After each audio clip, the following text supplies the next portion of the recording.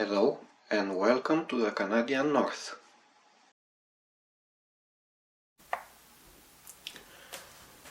Today I want to tell you a story, and there are two reasons for that. One is because sometimes it's very interesting to know the role of individual commanders in the evolution and victory or defeat of one of the other side in a war, in a conflict. And the second reason is that we installed last time the forward main turret, 12 inches turret on the Tsesarevich, on the model. And the story is about what happened around the aft 12 inches turret of the Japanese battleship Fuji in the same period. Now the story comes from a book, this book on the screen. It's called Before Port Arthur in a Destroyer, the personal diary of a Japanese naval officer. And it's a translation from a Spanish edition, and it appeared in New York in 1907. So quite recent after the events of the Russo-Japanese War, 1904-1905, and the book is 1907. Now, in this edition, they don't say who wrote the book, whose personal diary is this. What we know from the book is that the guy, the officer, commanded a destroyer. And in the book, he says the destroyer was the Akatsuki. And for the sake of me, I looked on internet everywhere, and there is no evidence of a destroyer named Akatsuki that ever existed. Now, that one, and the fact that the book doesn't name the author, tells me that perhaps the habits of the time impose that certain ships should not be named in books, or certain officers should protect their identity, etc. Because it was very, very recent. The events were very recent. So maybe this explains all this hush-hush matter, all this anonymate. I don't know. The thing is, this guy, this officer, he commanded the so-called Akatsuki, which was a destroyer in the Japanese fleet. And at some point, Akatsuki got damaged, and it was parked for repairs in dry dock in Sasebo in Japan. And he got temporarily transferred to the battleship Fuji under the command of Admiral Togo. And within the battleship, he got in the post of commanding officer for the aft turret, the two 12 inches main guns, the aft turret of the battleship Fuji. So being in command of those guns, being in command of that turret, he was exposed to real events and to real things that happened during that period of time, couple of weeks, I think. Then he got back to his destroyer. Okay. Now, the Fuji was a formidable type or formidable class type of a battleship. It was built in UK and exported to Japan. And but it's basically the same, almost the same build and construction and configuration as the Majestic class. Now, what he says at some point is this: the Fuji and Yashima were two Japanese battleships, were ordered to leave the squadron. We recall that the squadron was in front of Port Arthur, blocking the Russian fleet over there, and to get into position behind the promontory of Liaotishan, which is here on the map. I've noted on this map. You can see at the left the position of the Fuji and Yashima, somewhere beyond Liaotishan promontory, and from that position they were trying to bombard the new town, the railway station, and perhaps even the West Harbor, where the Russian squadron was. Let's go back to the text. Let's go back to the story. He says, whence they could open high-angle fire on the city and harbor.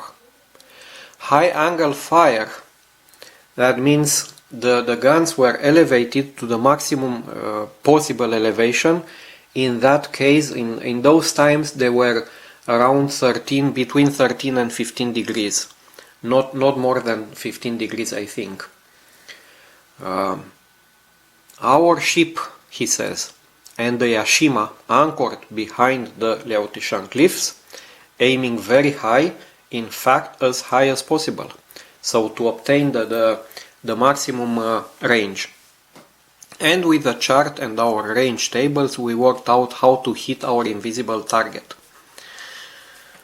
Okay, now let's go to the next page.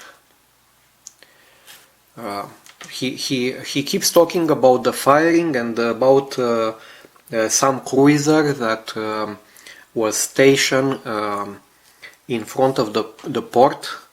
Some Japanese cruiser that was transmitting data by wireless telegraph, of course, about the hits or lack of hits from the two battleships.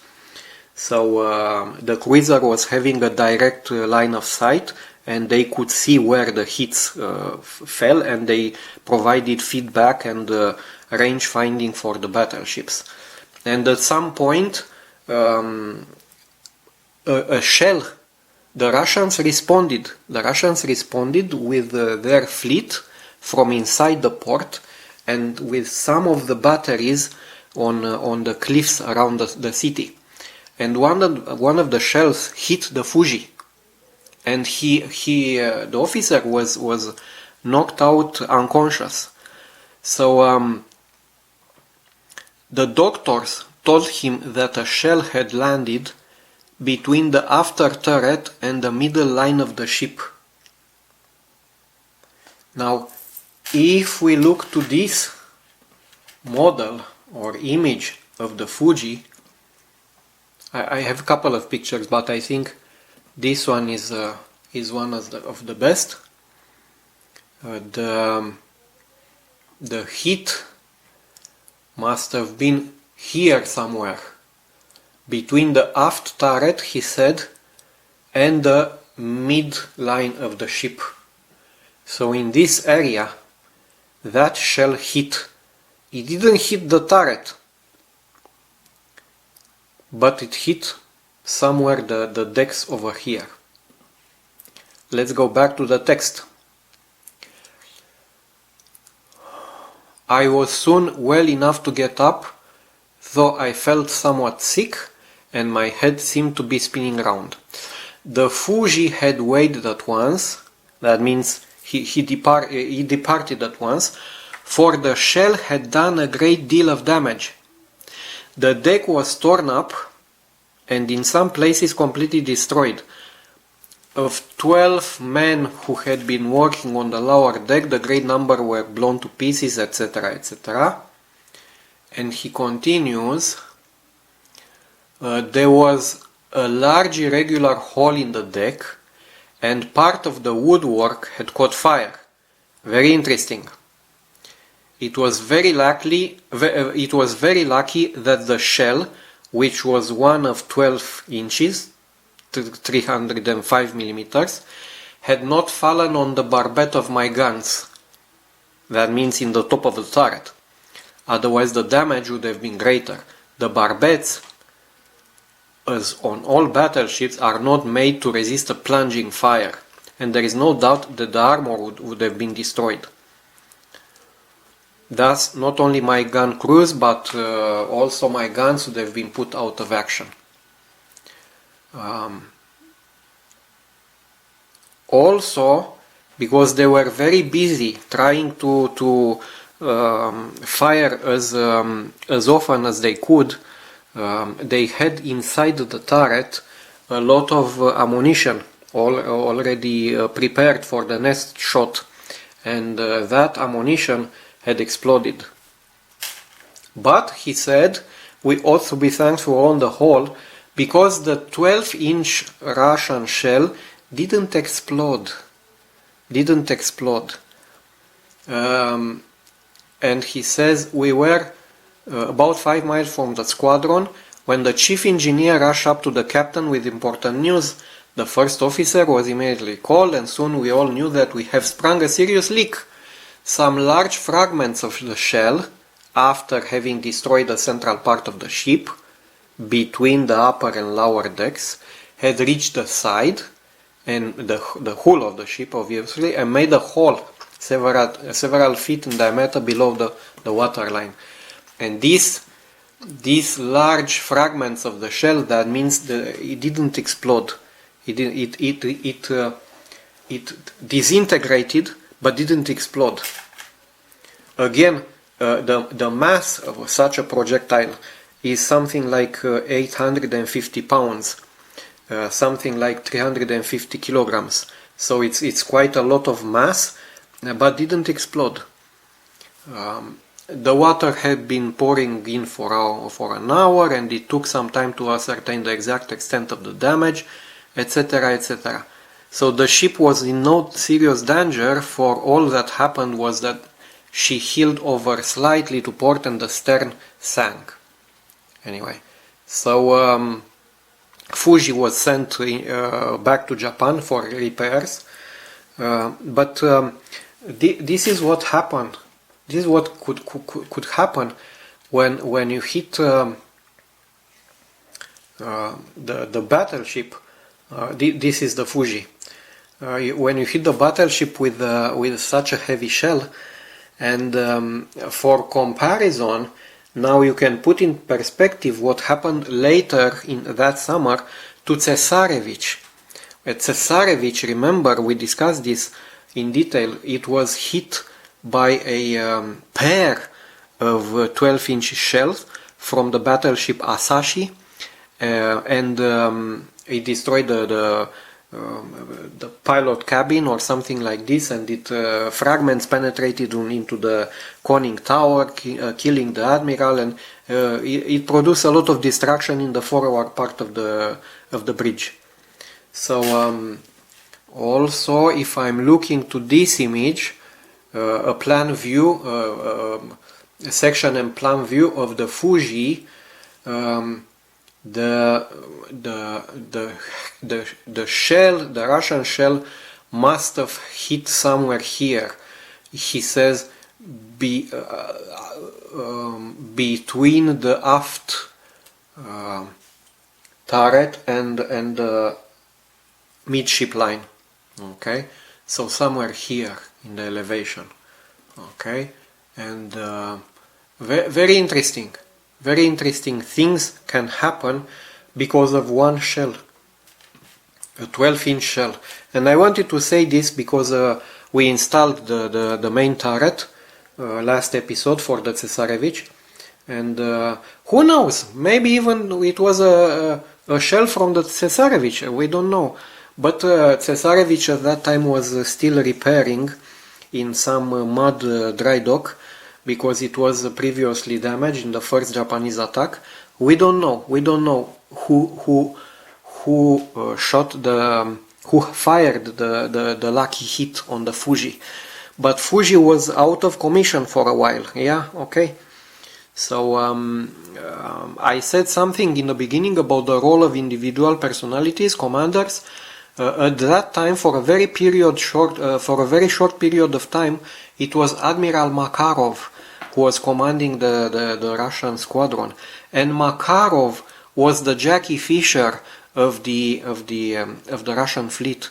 He knew everything that was to know about ships, about the technical part, about crews, about how to use the ship, about how to use the squadron, etc., etc. He was the go-to person in naval questions in Russia, and he was very, very positive and very aggressive and very, very well appreciated by pretty much everybody. And unfortunately for the Russians, he perished later in the war, just I think a month later, when his battleship Petropavlovsk exploded when they hit a mine. But this is another story.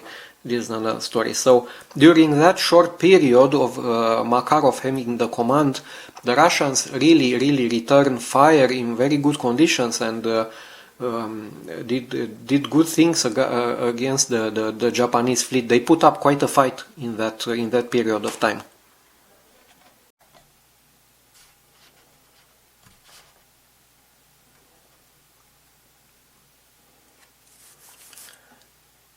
Now remember, in the last episode I said something about parts of this platform becoming white. I still don't explain why. I think it was because of the glue, and also I've seen some white here on this area. So I started to touch up with the dark yellow, and we'll see what gives.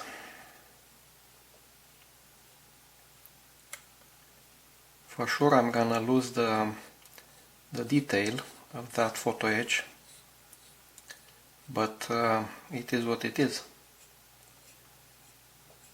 Even if I would have airbrush painted the photo edge, that white would have been appeared, because I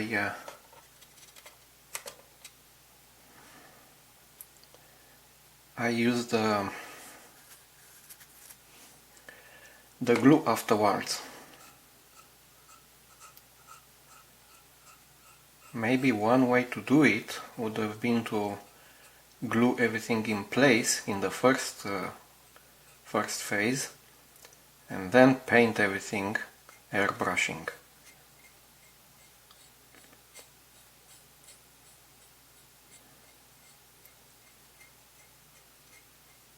I don't know. It looks okay-ish now, but that was a surprise.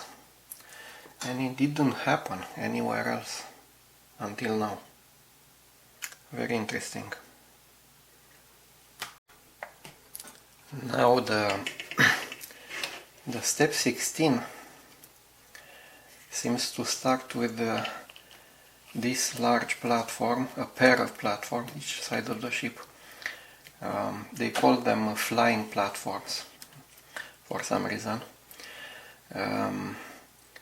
It's in plastic. Is the C39, this one, which I already painted. Perhaps it was a mistake. And with the photo edges that you see here, these big ones. these big ones, A22. And then we'd have two very small platforms, one each side of the ship. It's the C31, C31,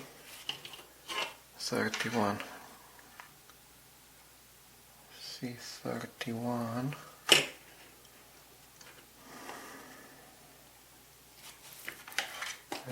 Let's put it this way.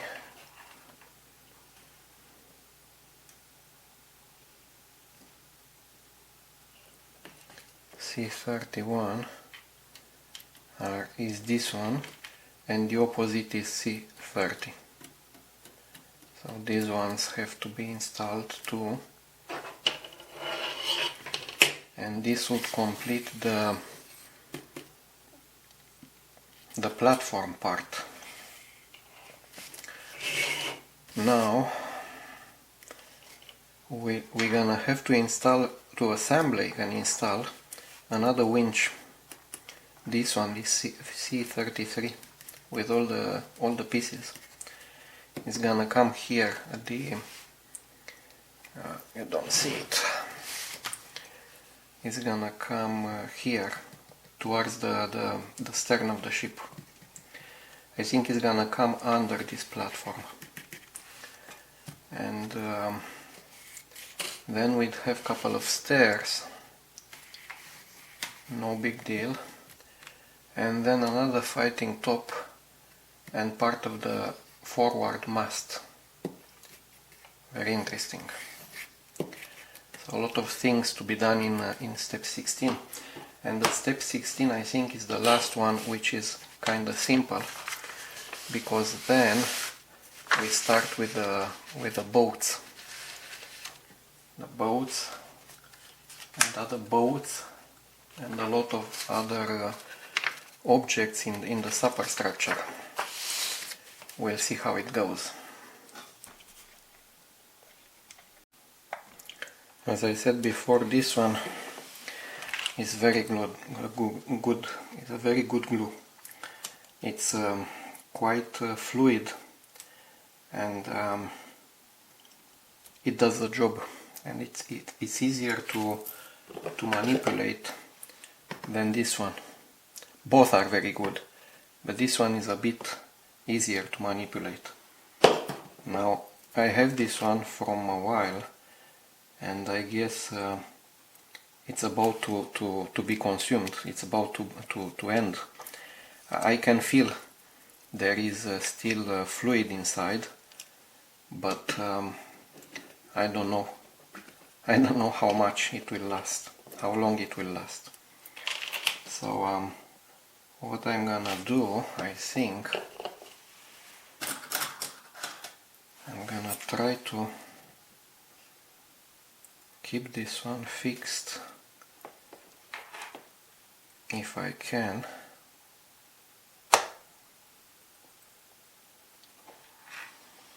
Somehow.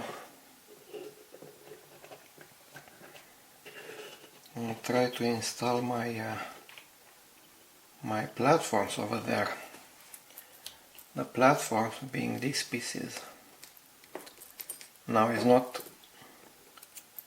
important, I think, which side do you place them. Important thing is to be at the proper position.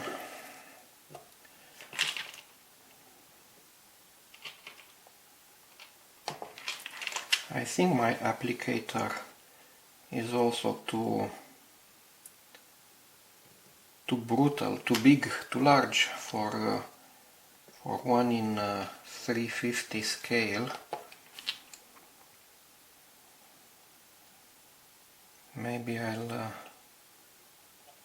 do something different for other models, if I do other models.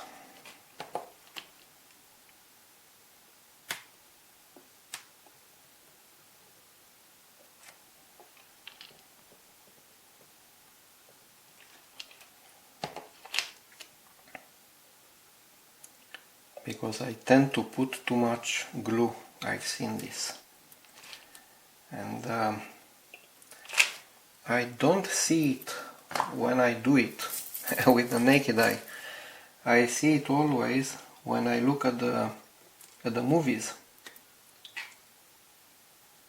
I get to realize that some things I'm doing wrong. Well, as long as it's fun, you know my principle now.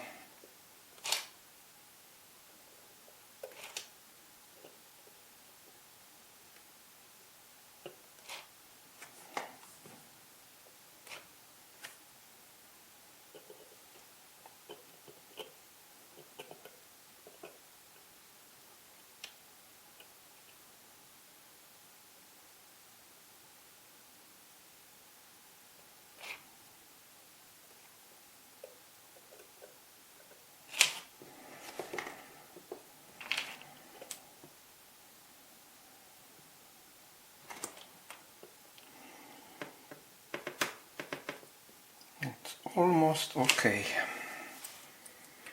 I think it's okay.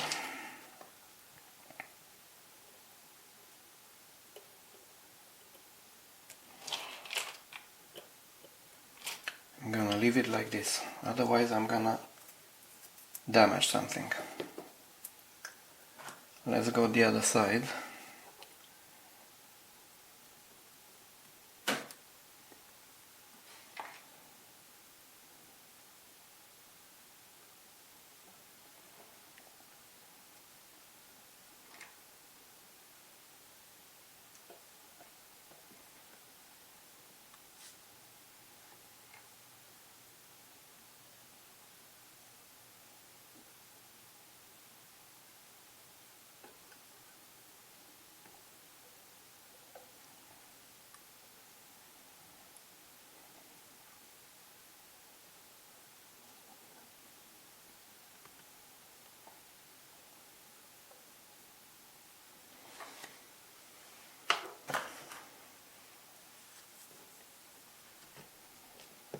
And see what happens.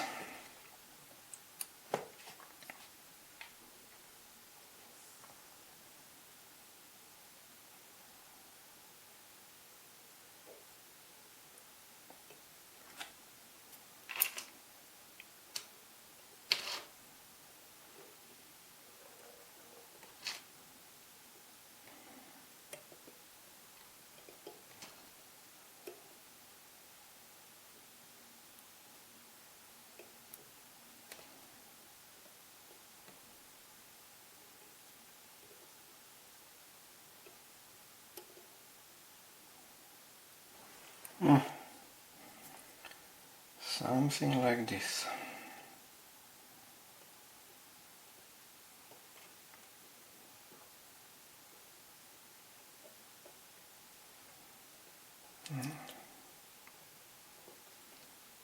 We should be okay for this one. I'm gonna let it dry. I'm gonna do the other ones, the small ones, off camera.